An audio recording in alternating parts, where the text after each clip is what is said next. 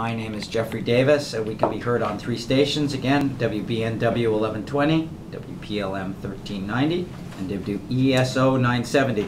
You know, entrepreneurs and leaders take many different forms. Today we have very interesting guests in our studio. We have Ken Jacobson, Deputy National Director for the ADL, the Anti-Defamation League, and we have with him also Derek Schulman, Regional Director for New England as well. Hi, Ken. Good to be here. Nice to have you here. You want to tell our listeners about the ADL and what you're doing?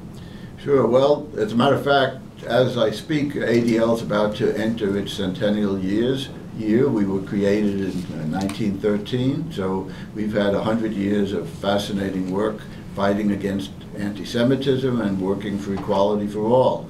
It's a fantastic agenda that was created by an individual 100 years ago, and it has more relevance today than it ever has. Is it worthwhile to mention who that individual was? Yes, his name, he was an immigrant from Germany, a German Jewish immigrant by the name of Sigmund Livingston. He was a lawyer in Chicago. He was disturbed about the stereotyping of Jews that took place back then in the media in vaudeville, and he said, we need an organization that deals with it. His great insight, however, was not to limit the agenda of ADL to anti-Semitism.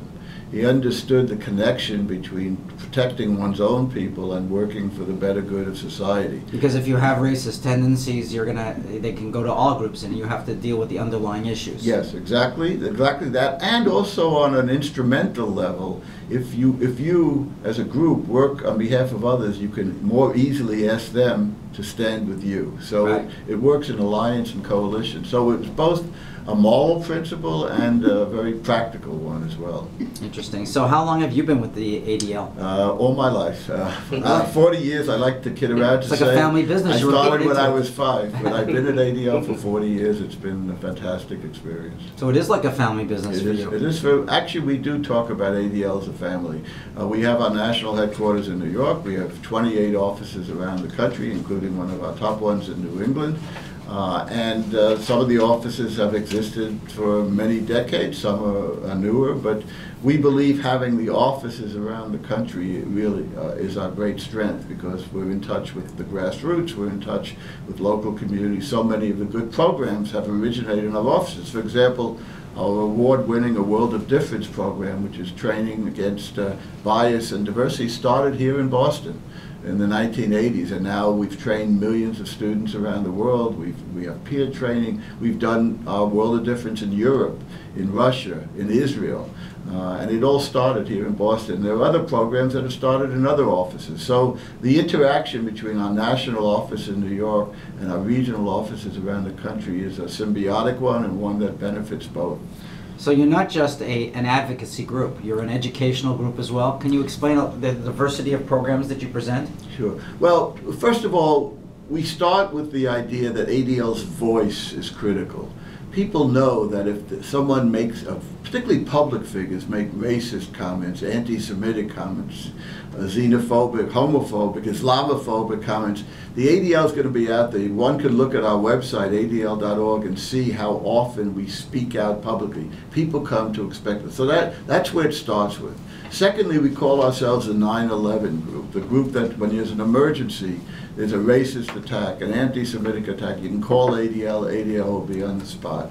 But as you indicated, the third element is we want to change hearts and minds. It's not enough to stand up and take care of things at the moment. You want, in the long term, that people will have better attitudes, that will reduce prejudice. And so we develop programs. I mentioned the World of Difference program. I can give you a few other important examples. One of our great programs is called Bearing Witness. It's a program now that we have trained more than 1,500 Catholic school teachers around this country. Unfortunately, the history of relations between Catholics and Jews over the century was not a great one. Catholicism, for a variety of reasons, was a source of anti-Semitism, and the Catholic Church changed dramatically starting in the 1960s, and particularly under John Paul II. And it opened up an opportunity where Catholic school teachers and others were willing to talk about that history and to learn about the Holocaust in Israel. And so it's been fantastic, because when teachers are trained, they go back to their students year in, year out. And kids are learning different things about Jews today than they used to learn, and that has such an impact in society. This is Radio Entrepreneurs, and I'm talking with Ken Jacobson, Deputy National Director for the ADL. Ken, when I think about the ADL, and I think your mission is way bigger than you can accomplish, there's just so much that has to be dealt with. Are you really focused on the United States, or are you also focused on places like Canada, Australia, Western Europe, which is an area of concern for a lot of people? Do you do a lot of work in Western Europe as well? The answer is yes. We start here in the United States, and I think our credibility rests on our reputation of what we have accomplished and continue to accomplish here in America. Because I get people in my office who come from Buenos Aires or Bucharest or wherever, and they say, we want an ADL in our community. I say, where do you know ADL from? They say, we know ADL from the fantastic work that ADL has done in America. But we realized a long time ago that the American Jewish community, and particularly ADL, is in a unique position because we are the freest Jewish community in the history of the diaspora, number one, and secondly, because America became, after World War II, became the leader in the world. That combination offered opportunities that didn't exist, unfortunately, in the 30s and 40s when the Jews of Europe really needed it. And so we all took on that responsibility called Never Again. And Never Again means that we have to stand up, because we're in a unique position, for Jews everywhere in the world. By the way, not only for Jews, but starting with Jews. So the amount of work that's been done by us on behalf of Israel, on behalf of Jews in the Soviet Union, in Syria, in Ethiopia, in Iran, is immense. And it's happened not only because of ADL and its experience, it's happened because of the larger Jewish community. It's happened because of American leadership of both parties. I've testified, I think, 5 or 6 times in the last 7 years before congressional committees on the subject of global anti-Semitism. And every time I make a recommendation, it's not fighting the members of Congress. They're eager to hear it and they want to pursue it. And I always again say, if only that things had been like that in the 30s and 40s, where there would have been people to intervene, maybe the history would have been different. Well, kudos to the ADL, but yet, just for our listeners, the ADL, and you said it earlier, is not just about Jews. It's also about equal rights for African Americans, for females, for any minorities. And how do you make sure that you have good representation of all issues?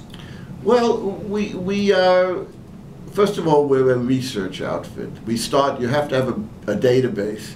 So we're constantly monitoring situations. So for example, we have people who read the Arab press. We have people who follow right-wing extremism and left-wing extremism, and of course the mainstream press. And so all of our folks are constantly presenting information, and almost, if one could again see on our website, it's almost every day where an issue comes up somewhere in this country or somewhere around the world, which requires first our investigation, because we don't just speak off the top of our heads.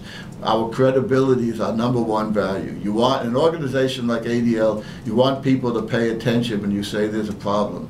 And the way you get people to pay attention, they know that if we're saying it, it's for real, because we don't just say it when it's not for real. One of the things that irritates me the most is someone says, oh, you exaggerate or you overstate the problems. And I know how much time we spend saying when things are not anti-Semitism or not racism as we are. Because people come to us, individuals come to us and say, I lost my job because of racism. And we don't just say, okay, we'll pursue it. We first try to investigate the facts. So the first thing is we try to find the information. And once we ascertain that, in fact, there was anti-Semitism, or there was racism or homophobia, we're out there on the case. It depends on what the situation is. Sometimes we go to the people and we say, tell us, explain what you did. Other times it's so blatant, we're out there making public statements, calling for others to speak out, which is one of the most important elements in it. So it's a very varied, multi-layered approach to it. But the main thing is, you know, the Jewish sage Hillel said 3 things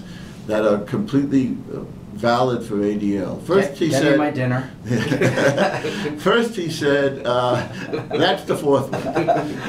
The first one he said was, if I'm not for myself, who will be? That's the first thing. ADL. I guess he got his own dinner. ADL stands up for Jews. Right? That's like we say to other groups. Every ethnic community, every minority should have pride in themselves. Absolutely. Then he went on to say, if I'm only for myself, what am I?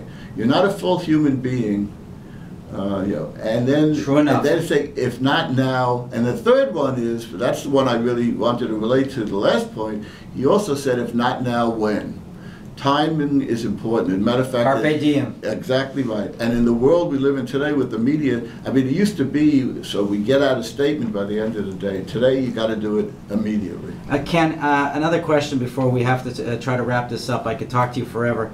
I assume, with the left and the right in this country, that it's important to try to walk a tightrope of being politically agnostic and not be affiliated with one party versus the other. And I assume that at times both parties accuse you of being too affiliated with the other side. Because I know Democrats and I know Republicans and I've heard the rhetoric.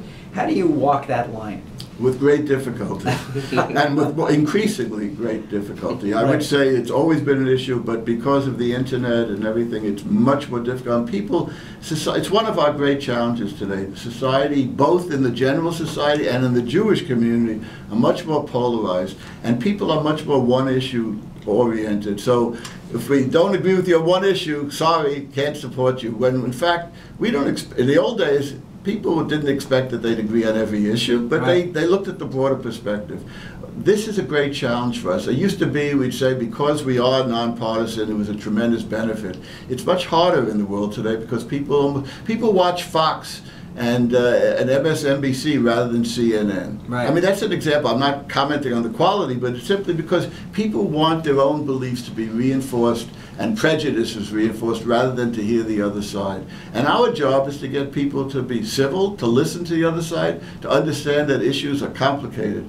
I think it's more important than ever that we have that approach, but I have to admit, when you asked me the question, it is harder and harder. People are always attacking you for not agreeing with you or being partisan, and we know that that's not what we're about. Well, I meet thousands of people just in the show alone, but I meet thousands of people every year, and I do find when I'm talking to people from the left how strong they are in their opinions about the right, and when I'm talking to people from the right how strong they are in their opinions about the left, and all they do is demonize each other and don't seem to be open to the other side, and that seems to be a new form. Well, we see that with the fiscal cliff. I mean, that's sort of, there's a need for decision making, and people get stuck. But again, that's this why is an old problem. It's an old problem. You see it in the movie. We were talking before we were on air about the movie Abraham Lincoln, and you saw it during that time during the Revolutionary period, how people took sides and how it just became so hard to get something to happen. Oh, without a doubt. It's our culture. It existed, but I think we always managed to work through it, and hopefully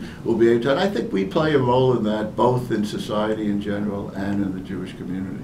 My name again is Jeffrey Davis. This is Radio Entrepreneurs. We love to talk to leaders. We love to talk, and you definitely a leader. I'm talking with Ken Jacobson, Deputy National Director for the Anti-Defamation League. What a pleasure having you on. Ken, if anybody wanted to get hold of you, see your website, how would they contact you? Well, the best way is to go to the website, adl.org.